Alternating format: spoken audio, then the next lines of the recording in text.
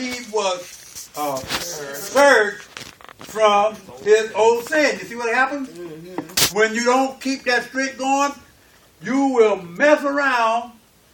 Eventually, you stop coming. Let me tell you something. If y'all see this whole regular building here, it fall down a little bit here in pieces, a little bit here and there, because we never got the money to fix, get a new one and do what we want to do. But guess what? If we would just move on out of here and just let this building just sit here, it'll rot. Fall right on down. Are y'all following me?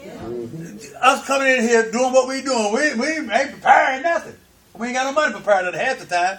But the point of it is, a house will fall if ain't nobody live there. That's straight. It just show you.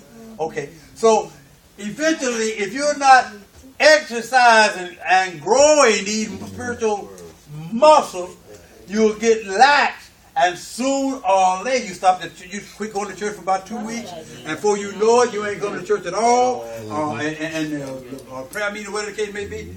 So this is what he's saying. He said, "You'll forget, that you was purged from your old sin.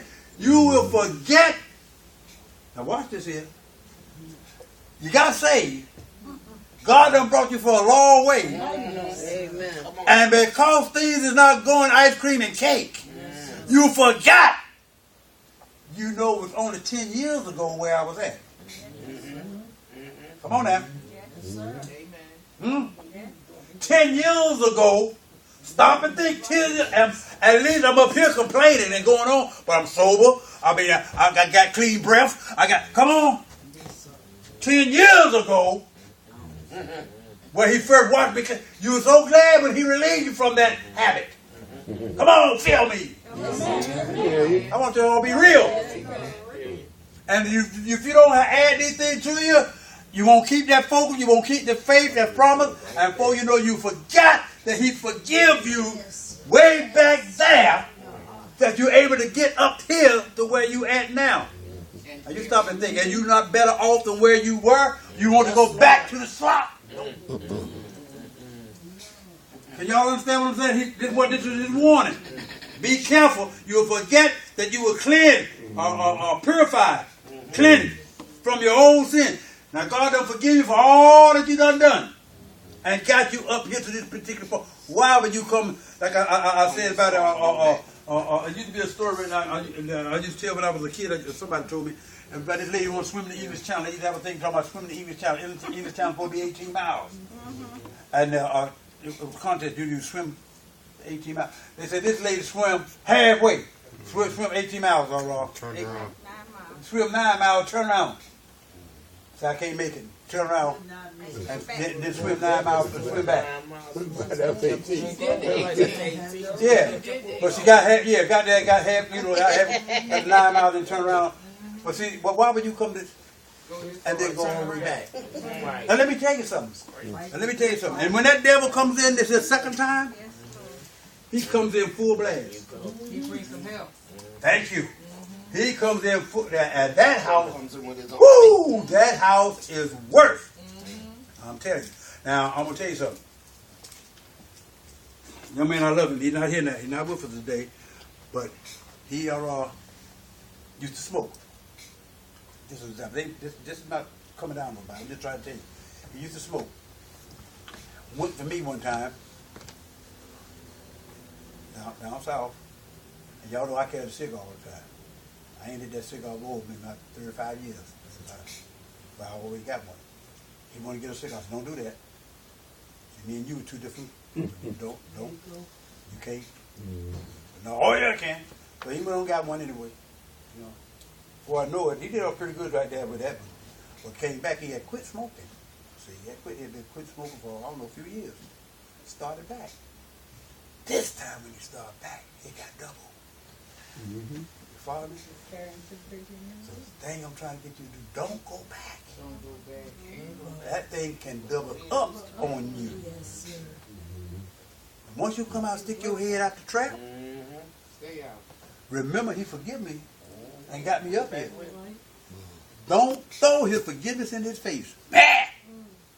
Watch that. Be careful before you start. Why me? And remember, ain't no why you. Why not you? All right. What have you done is, Didn't Judas hang himself? Huh? I said, didn't Judas hang himself? Yeah. When he betrayed. Don't let the circumstance dictate. That's what I'm saying. Be self-controlled. Don't let. I know it's tough, but this is what he's trying to tell you. That's why I wanted to get that word virtue. Things are tough. Yes, things are tough. Man, things are tough. Things are tough. Things that ain't only just tough on us. I mean, it's tough on everybody, man. Everybody. I mean, the guy that at least the guy. Let me tell you something. When Christians going through, so at least they have an attitude. They have some kind of hope. See, the ones that's lost, they're going through too. They just all messed up and don't know he's going through. Sometimes he don't know he's going through until it's too late, or then he's all messed up and tired. Boy, it's some people in really bad shape. But at least a child of God got some kind of hope that at least I can get out of this. I can get some prayer. God give me a little breathe away here today, or somebody. If you just mess around here and don't have, don't wait till Sister Walker Diane at church. Diane had her hand. Go ahead, Diane.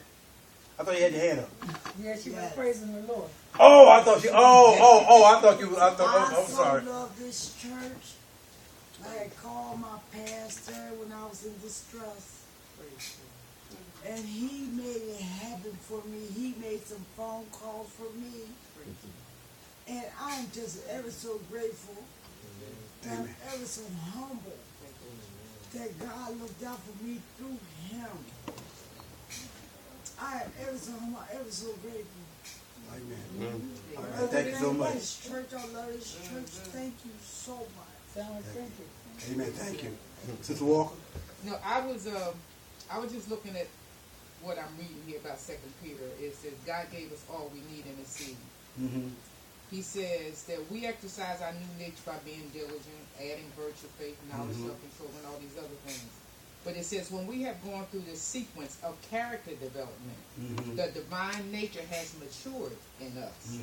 Jesus said the process works like a seed. The seed is planted, and although it is entirely present, it is very small. And as it grows, it becomes large and helpful. Okay. Amen. All right. Okay.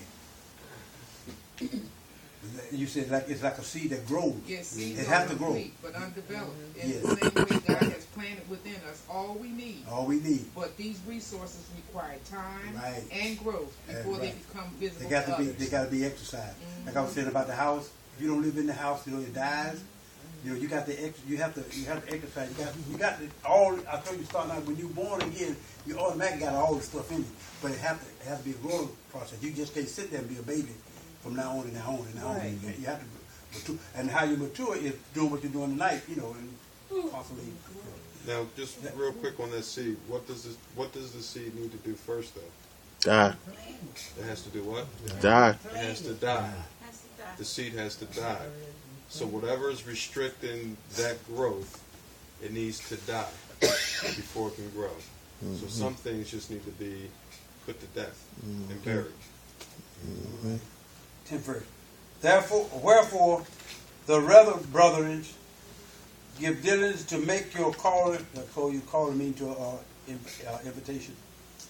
And elect, sure, that means guaranteed. Elect is talking about chosen. Chosen.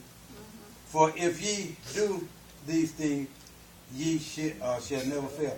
So now what he was saying is, he said, what he rather than forget when you was plunged, purged from your old sin. Don't do that. He rather for you to do is, Sister Walker just said it, matter of fact, in the statement that she just made, is give diligence, give earnestly to your invitation to God. Now let me tell you what's happening here. When God calls you, that's the invitation. Not that call you necessarily a minister, but call you to whether or not to be saved. Right. Now what you do, the elect me, y'all write down, mean when you choose. See, there's a call and then there's a choice. See, God called you to salvation. That's the invitation. Whosoever will, let him come. Right. Then now you got to make the choice whether to go or whether to stay. See what I mean?